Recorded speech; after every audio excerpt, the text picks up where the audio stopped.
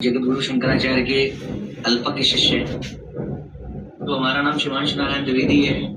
हम श्री राम के भक्त हैं, प्रभु श्री राम की भक्ति करते हैं। और क्या देख रहे हैं भाई साहब? अरे शिवांश नारायण द्विवेदी को देख रहा हूँ। अरे बड़ा शिवांश नारायण द्विवेदी, क्या बात होगी? हाँ, ये आजकल कुछ ज़्यादा ही उस पर यूट्यूब पे चल रहा है ना। अच्छा, हाँ, क्या कर रहा अभी ये? अब सुना देता हूँ तुम्हें। जो हमारा नाम शिवांश नारायण द्विवेदी है। हम श्री राम के भक्त हैं, प्रभु श्री राम की भक्ति करते हैं। श्रीमद जगद्गुरु शंकराचार्य के अल्पज्ञ शिष्य हैं। अच्छा, अभी बता रहा है ना कि हमारा नाम शिवांश द्विवेदी है, मैं राम जी का भक्त हूँ और शंकराचार्य क्या मतलब शिष्य हूँ। एक बात बताऊँ, हाँ जी। देखिए ये शिवांश नारायण द्विवेदी जी क्या बोल रहा है कि मैं श्री राम का भक्त हूँ और शंकराचार्य जी का शिष्य हूँ। एक बात बताओ, ये जो शंकराचार्य जी हैं जिनका ये शिष्य है, ये पूरी गोवर्धन मठ का पीठाधीश्वर है निश्चलानंद सरस्वती जी, ठीक है? तो उनका पूज्य देव कौन है?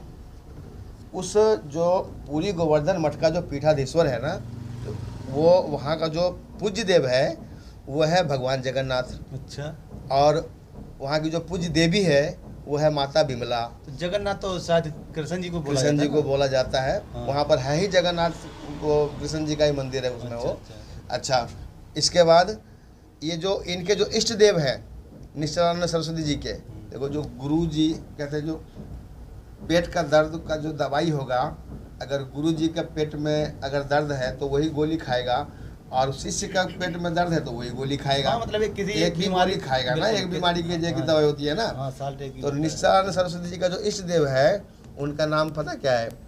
वो कहते हैं कि मेरे इष्ट देव का नाम है सच्चिदानंद स्वरूपा परब्रह्म, ठीक है? अब ये सच्चिदानंद स्वरूप है, वो कौन है नाम उसको पता नहीं, बस सच्चिदानंद स्वरूप उनका इष्ट देव है, ठीक है? और ये क्या कह रहे हैं? मैं श्री राम का राम जी भक्त का हूँ। भक्त हूँ। अब कहीं मेल खा रहा है?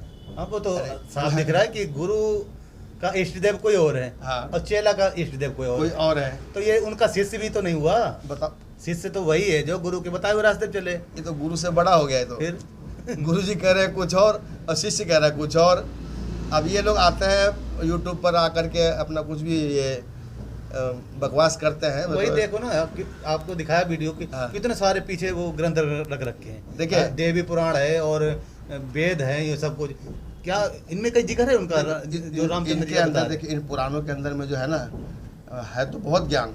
इन पुराणों के अंदर बहुत सारा ज्ञान है, लेकिन जो मेन तत्व है ना, जो निकल के आना चाहिए, वो इसके समझ में नहीं आ रहा है, ठीक है? जैसे घी हम जो बनाते हैं, दूध को उबाल के दही बनाते हैं, फिर कैसे कैसे करके उसका घी निकलता है, अब बाकी जो अड़ंगा है उसको छोड़ देते हैं। ये क्या कर रखा है? ये सारा पुराण तो रख रखा है, उसमें से जितना अड़ंगा है वो सारा घोट लिया है, वो कर रखा ठीक है? अब बाकी जो मेन तत्व है उसको छोड़ रखा है। देखो, जो बद्रीनाथ मठ के जो पीठाधीश्वर है जगत गुरु स्वामी स्वरूपानंद जी, ठीक है? उनका भी जो पूज्य देव है वो बद्रीनाथ, भगवान बद्रीनाथ है। और उनकी जो पूज्य देवी है उनका नाम पूर्णागिरी है, ठीक है? और उनका जो वो ब्रह्मा विष्णु महेश को मानते हैं कि जो मतलब ये भी जो है ना, ये भगवान है, ये भी परमात्मा है और उसी परमात्मा का अवतार है। अब देखिए, अगर आप देखेंगे तीसरा जो मतलब चार शंकराचार्य, देखिए इनके चार शंकराचार्य है ना, चार शंकराचार्य में ये दूसरा है बद्रीनाथ मठ के पीठाधीश्वर जगत गुरु स्वामी स्वरूपानंद जी। तो उनके भी अलग अलग तो पूज्य देव है और इष्ट देव अलग है, ठीक है? अब जो बद्रीनाथ के जो है ना, उनके जो पूज्य देव है उनका बद्रीनाथ है, भगवान बद्रीनाथ, और माता जी का जो पूज्य माता है वो है पूर्णागिरी, ठीक है? फिर इसके बाद आइए माधवाचार्य, एक माधवाचार्य है, उनका भी उनको तो ये है कि भाई वो इष्ट देव मानते नहीं है, वो तो कहते हैं कि तुम किसी को भी इष्ट देव बना लो, कोई बात नहीं है, ठीक है? मेरे ख्याल से तो यही होना चाहिए इसका गुरु, कि अपना किसी को भी बना ले, तो भाई राम जी मान लो, कृष्ण जी मान लो, कुछ भी मान लो, ठीक है? इसके बाद एक श्रृंगेरी पीठ का है, श्रृंगेरी पीठ का पीठाधीश्वर है भारती तीर्थ जी, ठीक है? उनका जो है वो अपने इष्ट देव का वो नाम ही नहीं बताते हैं, ठीक है? हालांकि ये सब ब्रह्मा विष्णु महेश के दरमियान ही घूमते हैं, इनका सबका ज्ञान वहीं तक है, इससे ज़्यादा इनका कोई ज्ञान नहीं। इनका जो है ना, किताबों में इनके लिखे हुए मिलेंगे आपको, ब्रह्मा विष्णु महेश, यही इनके इष्ट देव हैं, यही इनके पूज्य देव हैं। अब देखिए, अगर ये ब्रह्मा विष्णु महेश को अगर ये भगवान मानते हैं, भाई विष्णु जी हो गए, राम जी, दोनों एक ही चीज़ है। ये कह रहा है मैं राम जी का भक्त हूँ, और विष्णु जी और राम जी एक ही चीज़ हो गए। ब्रह्मा विष्णु महेश तीनों एक चीज़ मानते हैं ये। अगर आप पुराण को देखेंगे ना, शिव पुराण देख लीजिए, शिव पुराण रुद्र संहिता अध्याय नंबर 6, उसमें पढ़िए, उसमें पता क्या लिखा हुआ है, ये ब्रह्मा विष्णु महेश ईश्वर वाले कैटेगरी में ही नहीं आते हैं। मतलब भगवान की कैटेगरी में नहीं आते हैं ये, यानी भगवान है ही नहीं है। वहाँ पर स्पष्ट लिखा हुआ है कि इनको क्या हो गया, इनका आपस में झगड़ा हो गया था एक बारी ब्रह्मा जी और विष्णु जी में। तो ब्रह्मा विष्णु जी में झगड़ा हो गया, विद्युत संहिता में प्रमाण है। तो उसके दोनों के बीच में एक जो है ना ज्योतिर्लिंग खड़ा हो गया, वो सदाशिव भगवान काल ने अपना जो है वो बीच में पिंड खड़ा कर दिया लिंग, और दोनों का झगड़ा छुड़वाया।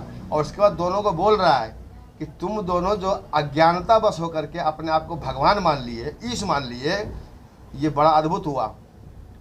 तुम दोनों ईश के लायक नहीं हो। अच्छा, मतलब कोई और कह रहा है इनको? हाँ जी, जो ईश्वर जो वहाँ जो ज्योतिर्लिंग जो लगा है ना बीच में, इन दोनों के बीच में, वो कह रहा है कि तुम दोनों ईश्वर के कैटेगरी में भी नहीं हो। तुम किसी पर ना तो कृपा कर सकते, ना किसी को तुम किसी का भाग्य बढ़ा सकते, ना घटा सकते, अनुग्रह नहीं कर सकते किसी मतलब को। जितना है वही दे सकते हैं, बस जो जिसके भाग में है बस वो वही दे सकता। तो ये तो भगवान वाली कैटेगरी में नहीं है। बिल्कुल। और ये कह रहा मैं राम जी का भक्त हूँ। तो बताओ फिर ये कि है इसका बुद्धि का कोई आर पार? तो इसका वीडियो देख करके आप कंफ्यूज हो जाएंगे।